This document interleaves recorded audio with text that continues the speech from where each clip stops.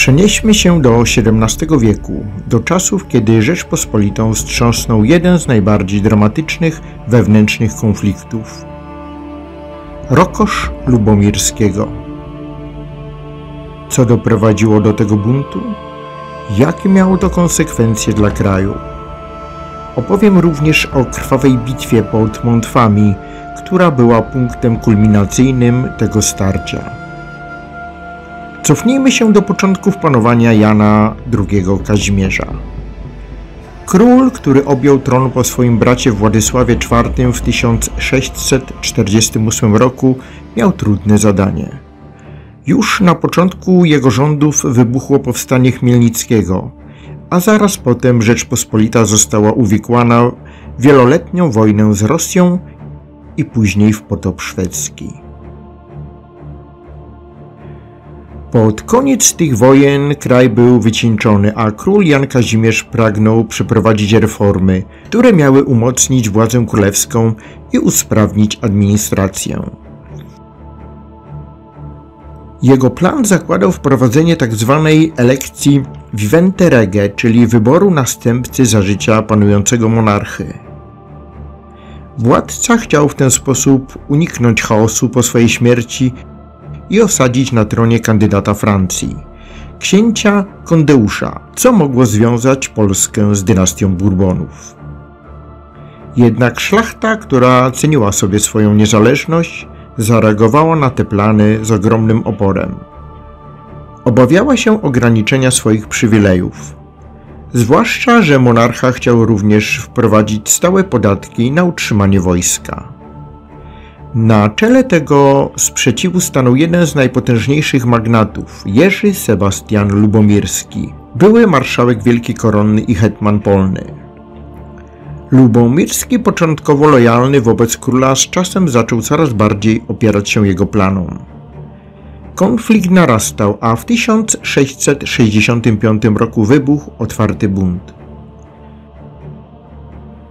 Rokosz Lubomirskiego, który wybuchł w 1665 roku, był zorganizowaną akcją szlachty mającą na celu zatrzymanie królewskich reform i obalenie planów elekcji vivente rege. Lubomirski, mający duże poparcie wśród szlachty, rozpoczął kampanię przeciwko królowi. Sytuacja polityczna była bardzo napięta. W tle tego konfliktu przebiegały gry wielkich mocarstw, takich jak Francja, która chciała umocnić swoje wpływy w Polsce, oraz Habsburgowie i Szwecja, które patrzyły z obawą na wszelkie zmiany w Rzeczypospolitej. Król Jan Kazimierz, próbując tłumić bunt, pozbawił Lubomirskiego urzędu i oskarżył go o zdradę.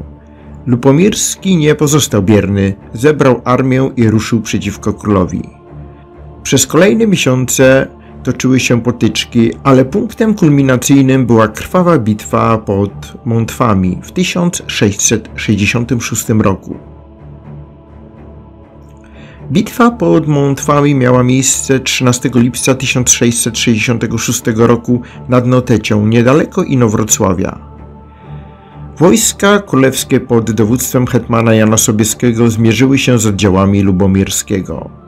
Szlachta, która walczyła po stronie Lubomirskiego, była lepiej zorganizowana, mimo że armia króla była liczniejsza.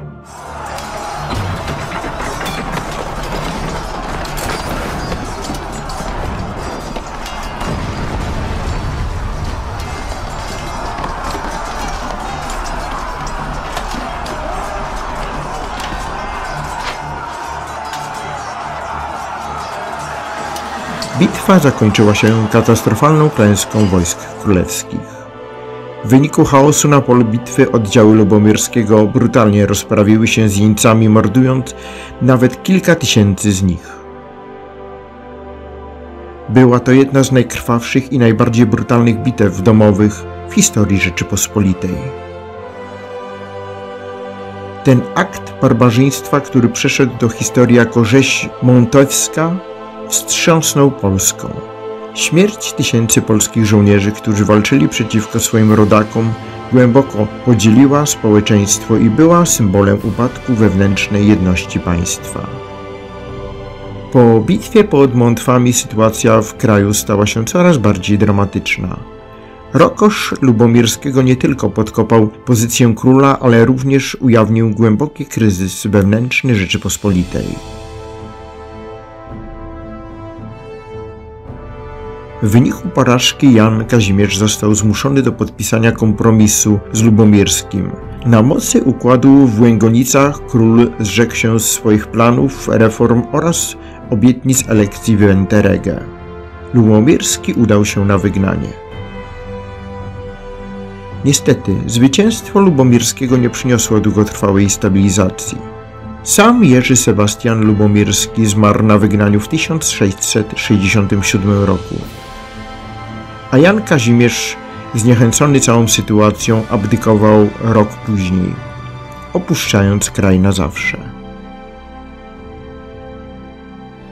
Rzeczpospolita weszła w okres tzw. Sejmu Niemego oraz chaosu politycznego, który ostatecznie doprowadził do rozbiorów w XVIII wieku.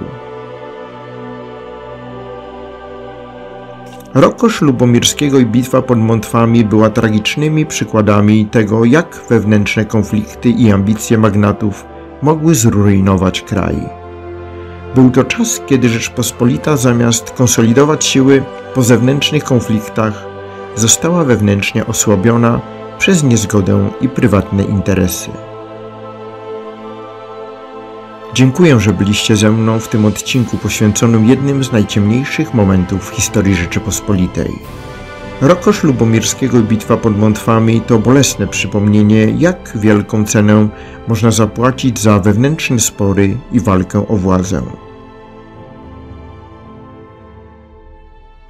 Dziękuję za uwagę i do usłyszenia w kolejnym odcinku.